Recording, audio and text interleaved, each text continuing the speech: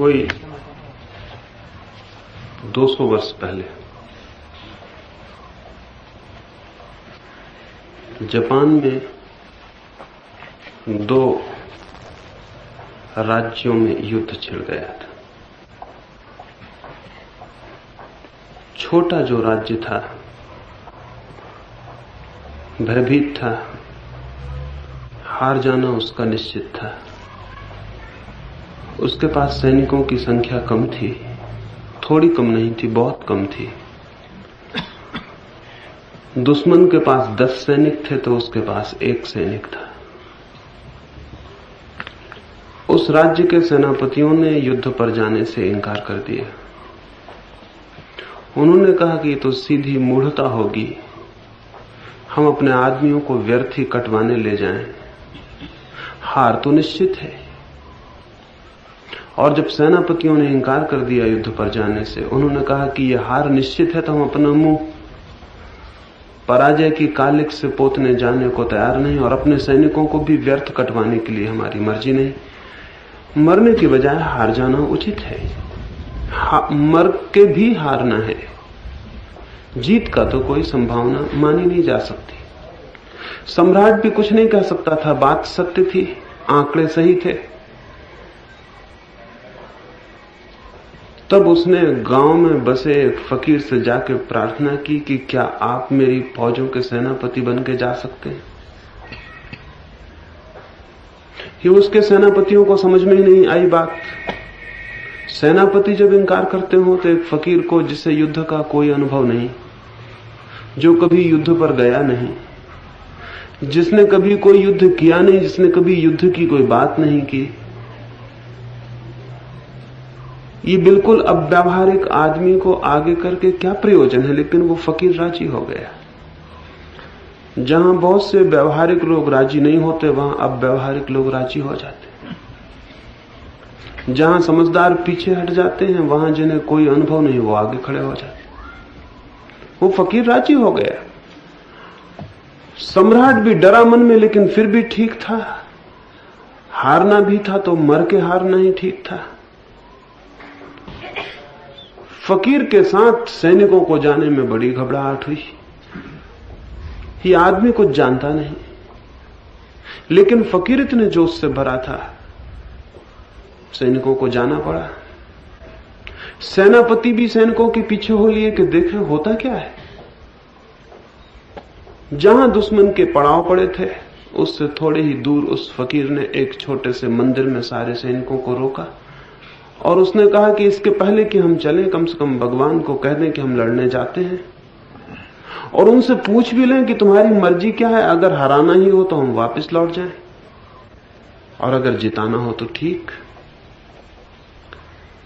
सैनिक बड़ी आशा से मंदिर के बाहर खड़े हो गए। उस आदमी ने हाथ जोड़ के, आंख बंद करके भगवान से प्रार्थना की, फिर खीसे से 1 रुपया निकाला और भगवान से कहा कि मैं इस रुपये को फेंकता हूं, अगर ये सीधा गिरा तो हम समझ लेंगे कि जीत हमारी होनी है, हम बढ़ जाएंगे आगे, और अगर ये उल्टा गिरा तो हम मान लेंगे कि हम हार गए, हम वापस लौट जाएंगे। राजा से कह देंगे व्यर्थ मरने की व्यवस्था मत करो, हमारी हार निश्चित है, भगवान की भी मर्जी यही है। सैनिकों ने गौर से देखा, उसने रुपया फेंका, चमकती धूप में रुपया चमका और नीचे गिरा। वो सिर के बल गिरा था, वो सीधा गिरा था। उसने सैनिकों से कहा फिक्र छोड़ दो, अब ख्याल ही छोड़ दो कि तुम हार सकते हो, अब इस जमीन पर कोई तुम्हें हरा नहीं सकता। रुपया सीधा गिरा था, भगवान साथ थे। वो सैनिक जाके जूझ गए। 7 दिन में उन्होंने दुश्मन को परास्त कर दिया। वे जीते हुए वापस लौटे। उस मंदिर के पास उस फकीर ने कहा अब लौट के हम धन्यवाद तो दे दें। वे सारे सैनिक रुके, उन सब ने हाथ जोड़ के भगवान से प्रार्थना की। वो कहा तेरा बहुत धन्यवाद कि तू अगर हमें इशारा न करता जीतने का तो हम तो हार ही चुके थे। तेरी कृपा और तेरे इशारे से हम जीते हैं। उस सेनापति ने कहा इसके पहले कि भगवान को धन्यवाद दो, मेरे खीसे में जो सिक्का पड़ा है उसे गौर से देख लो। उसने सिक्का निकाल के बताया, वो सिक्का दोनों तरफ सीधा था, उसमें कोई उल्टा हिस्सा था ही। वो सिक्का बनावटी था, वो दोनों तरफ सीधा था, वो उल्टा गिर ही नहीं सकता था। उसने कहा भगवान को धन्यवाद मत दो, तुम आशा से भर गए जीत के, इसलिए जीत गए। तुम हार भी सकते थे क्योंकि तुम निराश थे और हारने की कामना से भरे थे। तुम जानते थे कि हारना ही है। जीवन में सारे कामों की सफलताएं इस बात पर निर्भर करती हैं कि हम उनकी जीत की आशा से भरे हुए हैं या हार के ख्याल से डरे हुए हैं। और बहुत आशा से भरे हुए लोग थोड़ी सी सामर्थ्य से इतना कर पाते हैं जितना कि बहुत सामर्थ्य के रहते हुए भी निराशा से भरे हुए लोग नहीं कर पाते। सामर्थ्य मूल्यवान नहीं है, सामर्थ्य असली संपत्ति नहीं है। असली संपत्ति तो आशा है और ये ख्याल है कि कोई काम है जो होना चाहिए, जो होगा और जिसे करने में हम कुछ भी नहीं छोड़ रखेंगे। 1 करोड़ की बात बड़ी मालूम पड़ सकती है इतने थोड़े से लोगों को, सीमित साधनों के मित्रों को बहुत बड़ी बात मालूम पड़ सकती है। वो बहुत बड़ी बात इसलिए मालूम पड़ती है कि 1 करोड़ की संख्या को हम एकदम से गिनते हैं। 1 करोड़ संख्या बहुत बड़ी।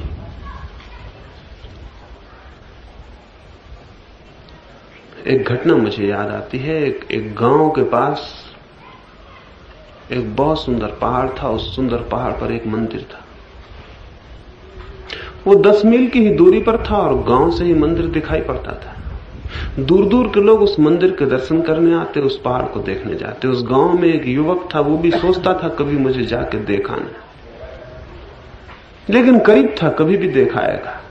लेकिन एक दिन उसने तय कर लिया कि मैं कब तक रुका रहूंगा, आज रात मुझे उठ के चले जाना है। सुबह से धूप बढ़ जाती थी, इसलिए वो 2 बजे रात उठा। उसने लालटेन जलाई और गांव के बाहर आया। घनी अंधेरी रात थी। वो बहुत डर गया। उसने सोचा छोटी सी लालटेन है, 2-3 कदम तक प्रकाश पड़ता है और 10 मील का फासला है। इतना 10 मील का अंधेरा इतनी छोटी सी लालटेन से कैसे कटेगा? इतना है अंधेरा, इतना विराट, इतनी छोटी सी है लालटेन पास में, इससे क्या होगा? इससे 10 मील पार नहीं किए जा सकते। सूरज की राह देखनी चाहिए, तभी ठीक होगा। वो वहीं गांव के बाहर बैठ गया। ठीक भी था, उसका गणित बिल्कुल सही था और आम तौर से ऐसा ही गणित अधिकतम लोगों का होता है। 3 फीट तक तो प्रकाश पहुंचता है और 10 मील लंबा रास्ता है। भाग देना 10 मील में 3 फीट का, तो कहीं इस लालटेन से काम चलने वाला है? लाखों लालटेन चाहिए तब कहीं कुछ हो सकता है।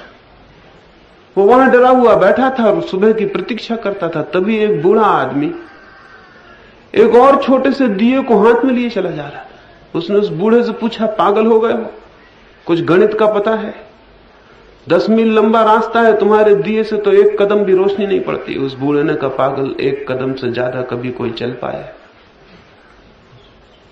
1 कदम से ज्यादा मैं चल भी नहीं सकता, रोशनी चाहे 1000 मील पड़ती रहे।